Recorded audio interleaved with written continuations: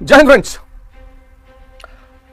सदगुरु महाराज अलगानंद के चरणों में सादर चरण स्पर्श। यथार्थ गीता की धारा शुरू हुई, जिसका उद्देश्य है आपको धारा यथार्थ गीता के सार और उसके उद्देश्यों से अवगत कराना। कितना प्यारा शास्त्र है भारत का, कितना प्यारा। भारत कहता है द्विज, द्विज मतलब ट्वाइस बॉर्न। ये भारत की एक इतनी बड़ी विद्या है जिसको भारतवासी खुद ही भूल गए। द्विज, ये भारत की सर्वोत्तम खोज है। द्विज, द्विज मतलब ट्वाइस बॉर्न, दो बार जन्म। एक बार जन्म मां देती है और हर व्यक्ति शूद्र के रूप में पैदा होता है। प्रत्येक व्यक्ति जो मन और इंद्रियों पर जी रहा है वो शूद्र है। और फिर उसकी मुलाकात होगी गुरु से, प्रकाश से, और फिर इस प्रकाश के संपर्क में आकर वो भी प्रकाश के रास्ते पर चलेगा, दूसरा जन्म देगा गुरु। और तब यह यात्रा शुरू होगी ब्राह्मण तक, यानी ब्रह्म तक। शूद्र से यह शुरू करेगा, फिर वैश्य। आगे मैं गीता में इसी में आऊंगा कि शूद्र, वैश्य, क्षत्रिय, ये स्थितियां हैं उपलब्धि की। ये वर्ग नहीं है समाज का। जो आज जिस तरह से आप समाज देख रहे हो, ये वर्ग समाज का नहीं है, ये साधक की स्थितियां हैं। शूद्र निम्नतम स्थिति है, फिर वैश्य की स्थिति आती है, फिर क्षत्रिय, फिर ब्रह्म, और फिर आदमी पहुंच गया चेतना पर। द्रौपदी, ध्यान, ध्यान रूपी द्रौपदी। द्रुपद उसका पिता, अचल स्थिति। धृष्टद्युम्न उसका भाई, दृढ़ मन। जो भी ध्यानी होगा उसके 5 पति होंगे। धर्म उसका पति होगा, अनुराग उसका पति होगा, भाव उसका पति होगा, नियम उसका पति होगा, सत्संग उसका पति होगा। आप देखो, जो भी ध्यानी होगा, पिछले प्रोग्राम में मैंने आपको क्या बताया, ध्यान, जो भी ध्यानी होगा उसके 5 पति होंगे। पहला पति होगा धर्म, दूसरा पति होगा अनुराग यानी अर्जुन, तीसरा पति होगा भाव यानी भीम, चौथा पति होगा नियम यानी नकुल, और 5वां पति होगा सत्संग यानी सहदेव। ध्यानी द्रौपदी, द्रौपदी के 5 पति और फिर 5 पुत्र। क्या गुरु महाराज ने व्याख्या की गीता की, आध्यात्मिक व्याख्या। इतिहास तो महाभारत में दर्ज है, आध्यात्मिक। अब 7वें श्लोक पर दुर्योधन द्रोणाचार्य अपने गुरु से कहता है। 7वें श्लोक पर आते हैं। सजातीय शक्तियों का परिचय हो चुका है। चेकितान, कितना बड़ा शक्ति है। जहां भी मन बाहर भागेगा ये उसको खींचकर वापस ईश्वर में लाएगा। पुरुजित, उत्तमौजा, अभिमन्यु, ये सब बड़े बड़े, आपको एक ध्यानी के रूप में अपनी शक्ति का अंदाजा ही नहीं था। और शक्तियां पैदा होंगी जब आप इन 5 पतियों के साथ रहना शुरू करेंगे। एक भी पति छूटा तो आप गए, एक भी पति छूटा तो आप गए, आपका विनाश सुनिश्चित है। तो यह सजातीय शक्तियों का वर्णन था। अब दुर्योधन कहता है, अस्माकं तु विशिष्टा ये तानि बोधा द्विजोतम। दुर्योधन गुरु महाराज कहते हैं कि यह एक असामयिक संबोधन है, उस समय नहीं था। द्विजोतम वैसे शब्द के अर्थ के रूप में हुआ ब्राह्मण श्रेष्ठ, द्विजवे श्रेष्ठ यानी ब्राह्मण। अस्माकं तु विशिष्टा ये तानि बोध द्विजोतम नायका मम सैनस्य संज्ञार्थम तान्म ब्रवीमते।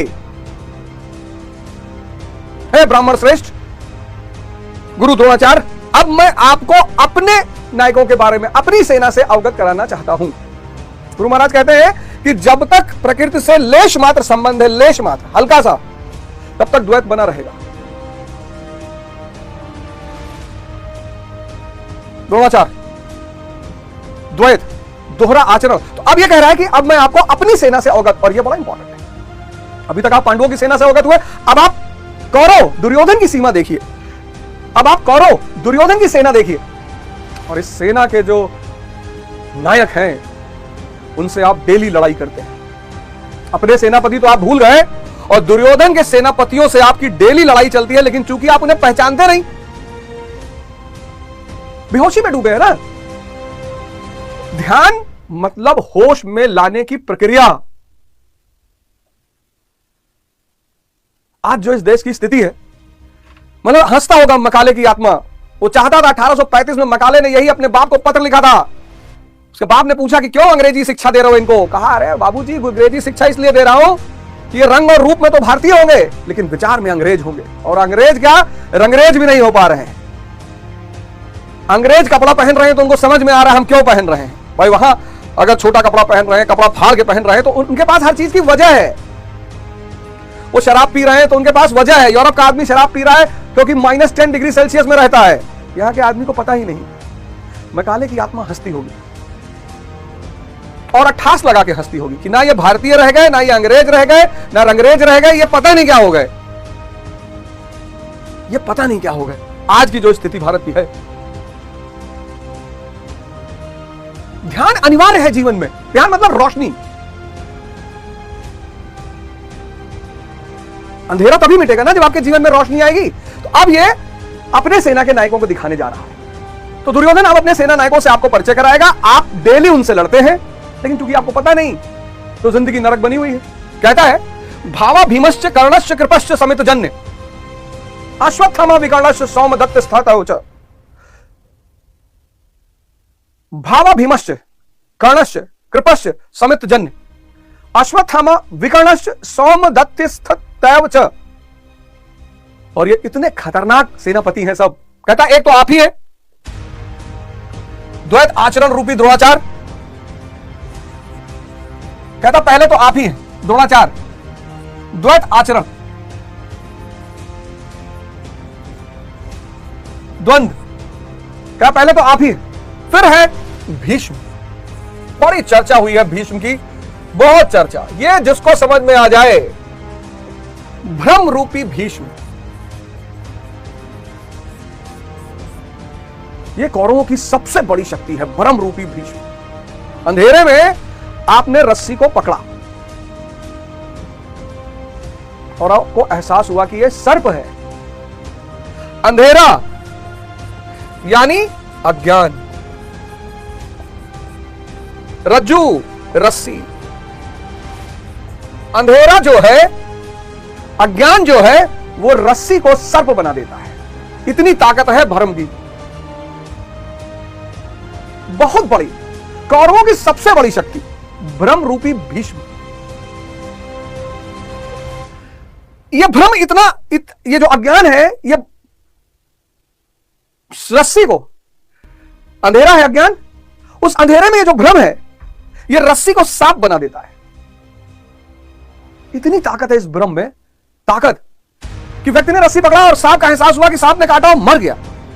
कोरोना काल में कितने लोगों की मृत्यु भ्रम की वजह से। बुखार हुआ, जुकाम हुआ, हल्का सा, वैसे भी जब जुकाम सर्दी होती है तो सांस लेने में दिक्कत होती है। कोरोना छोड़ो, वैसे आम जब सर्दी होती है तो सांस लेने में दिक्कत होती है। और जिसको भी सांस लेने में दिक्कत हुई रात में, वो उसको लगा कि कोरोना हो गया भैया, मर गए। व्यक्ति को लगता है कि झूले से मजा आ रहा है।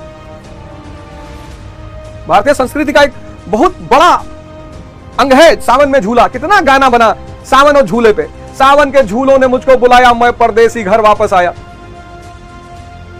ये जो झूला है ना, इसी पर आज ज्यादातर वाटर पार्क बने हैं, डिज्नीलैंड बना है।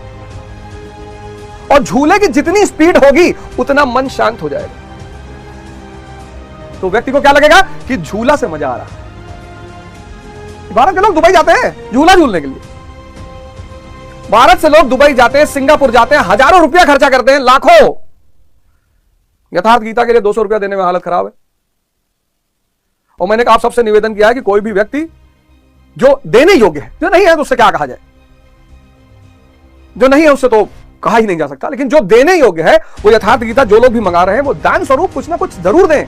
इतना बड़ा ज्ञान आपको दिया जा रहा है। यह भ्रम है कि झूले से मजा आ रहा है। झूले से कोई मजा नहीं आ रहा है।